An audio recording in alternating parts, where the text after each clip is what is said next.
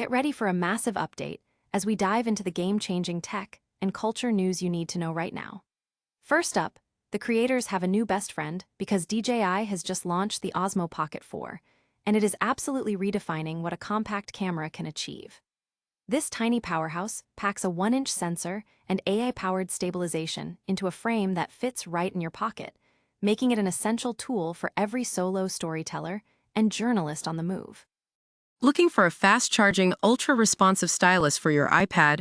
Meet the 2X Fast Charge Active Stylus Pen, designed for 2018 to 2025 Apple iPads.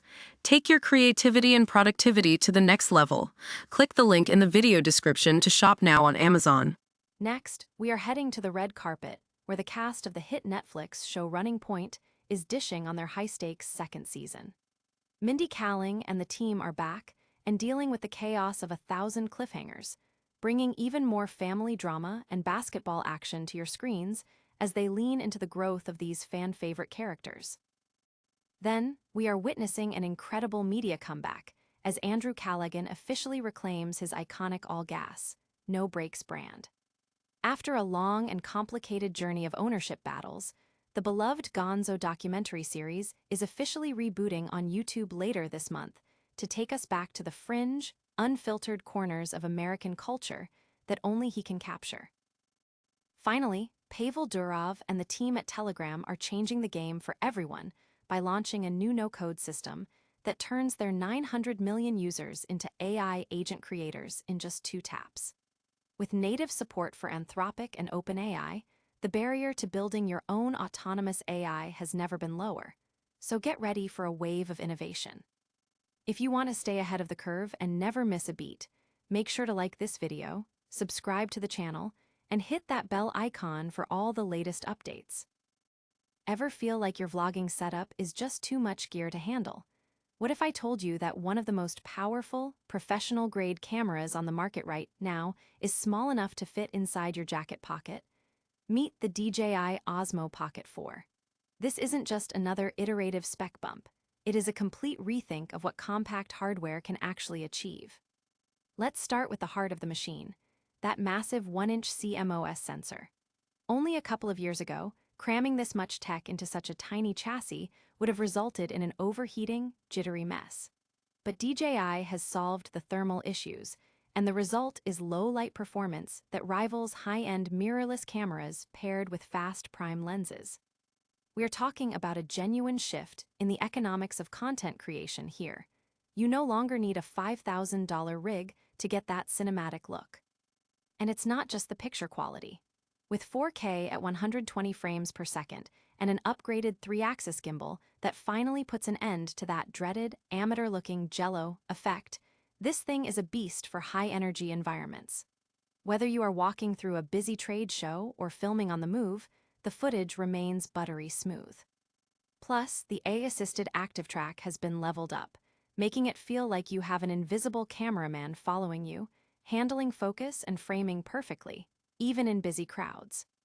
Then there is the audio. DJI clearly listened to the feedback because the new 4-microphone array and onboard wind reduction are surprisingly capable. For travel creators, this is huge. It cuts down your setup time significantly. But why is DJI pushing this so hard right now? It's a smart strategic pivot. With the drone business facing regulatory pressure, they are betting big on this handheld market to build a more stable foundation for the company. At roughly $519, it hits a price point that makes it a no-brainer for solo creators. It's not just a tool, it's a mobility upgrade.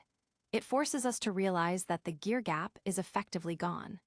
These days, the difference between professional video and amateur content isn't the camera in your hand, it's the story you tell with it. So, what do you think? Is the Osmo Pocket 4 the final piece of the puzzle for your creative kit, or do you still prefer the tactile feel of a traditional camera? Let me know your thoughts in the comments below, and don't forget to hit that subscribe button for more deep dives into the tech that matters. After all, the best camera is the one you actually have with you. Why not make sure it's the best one possible? Have you ever wondered what goes through a writer's mind when they end a season on a massive cliffhanger? Usually, it is a mix of excitement and absolute panic.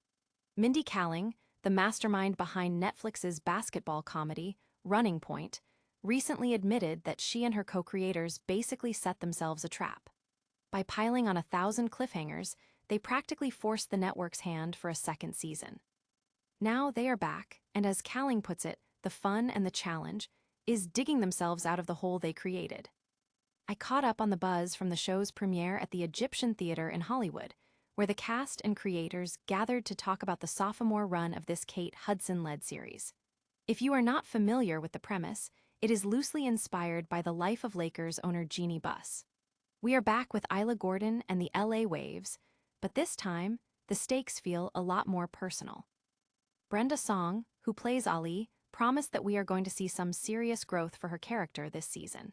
She teased that we are finally diving into Ali's marital issues and getting to see more of those complex sibling dynamics that make the show pop. And that is really the magic of a second season, isn't it? The heavy lifting of world building is over. The actors know their characters, the writers know the actors' voices, and suddenly, they can just start jamming together. Scott MacArthur hit the nail on the head when he said that Season 2 is all about finally being able to relax, trust the writing, and really lean into the performance. But the big news isn't just the return of our favorites, it is the star-studded lineup joining the fray. We have the legendary Ray Romano jumping in, and Justin Theroux is back as a series regular. Romano's story about how he got the part is honestly classic. He started watching the show to do his homework and ended up binge-watching the whole thing because he got hooked. Plus, with guest stars like Octavia Spencer and Nicole Richie, the energy on set is clearly electric. Ike Barinholtz, who is pulling double duty as a creator and a guest star, was tight-lipped about the specifics but promised his character is a very desperate loser, which, knowing him, is going to be comedic gold. And as for the future, well, showrunner David Stassen isn't confirming a third season just yet, but he promised that if we get one, we can look forward to more family drama, more backstabbing, and naturally, more basketball, with hopefully another hilarious run-in with a glass door for Isla. What are your thoughts on the new season? Are you team more chaos, or are you hoping for some redemption for the Waves? Drop a comment below and let me know. If you enjoyed this breakdown, hit that subscribe button to keep up with all things television. After all, life is just a series of cliffhangers. We might as well enjoy the ride.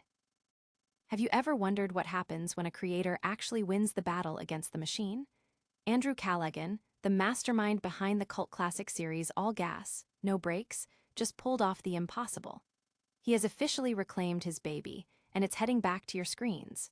For those of you who missed the original run, we aren't just talking about a brand revival, we're talking about a creator clawing back his creative soul from corporate control.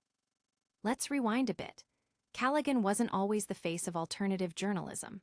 Starting in the French Quarter of New Orleans, he spent his formative years documenting the bizarre, the fringe, and the downright absurd. That raw, hitchhiking energy eventually led to the birth of All Gas, No Brakes, a show that felt less like a production and more like a fever dream of American culture. But as often happens in the media world, it all hit a wall. In 2021, Callaghan and his team walked away from their own creation after a messy clash with Doing Things Media, who reportedly wanted less political substance and more mindless humor. It felt like the end of an era. But Callaghan didn't just sit around. He launched Channel 5, kept the spirit alive, and spent years building a massive, loyal Patreon base. And here is where it gets satisfying. He used the earnings from his own hard work to buy his intellectual property back. He got the brand, the social accounts, and yes, even the legendary, beat-up RV back. It's a rare win for independent creators in an industry that usually chews them up. So, what changes now? Well, Callaghan is setting a boundary. He is divorcing the resurrected All Gas, No Brakes from the heavy political muck that characterized his later work. He wants to return to a purer state of mind, focusing on alien conferences, crypto-cults, and the fascinatingly tight-knit subcultures that make America so strange. He argues that in an era of community collapse, showcasing these fringe groups is actually the real mission. This isn't just about nostalgia. With plans to build a legitimate media empire, Callaghan is proving that you don't need a corporate overlord to build something that lasts. The show returns to YouTube on April 27th, and it sounds like he is stripping everything back to its essential, unfiltered core.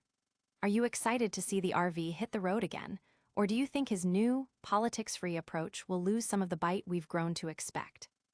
Let me know in the comments below, and don't forget to hit subscribe for more updates on the future of independent media.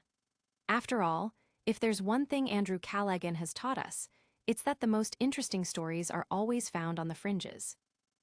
What if you could build a powerful AI agent, customized exactly to your needs, in the time it takes to send a single text message?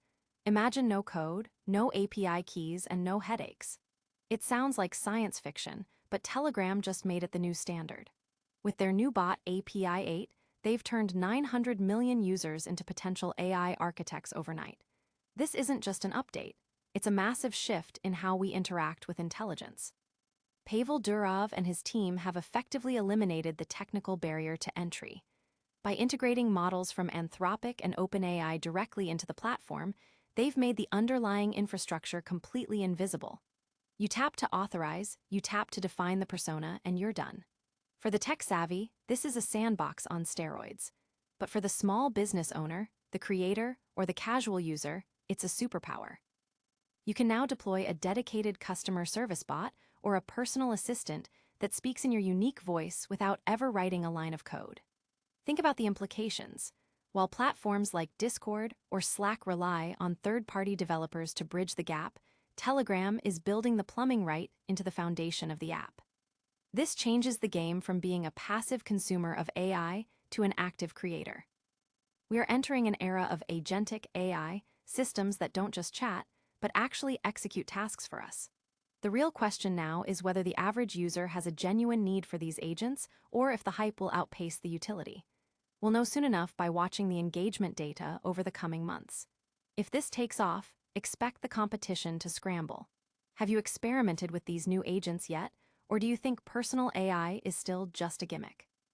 Drop a comment below with your take and make sure to subscribe for more deep dives into the AI revolution. After all, the future isn't something that happens to you, it's something you build.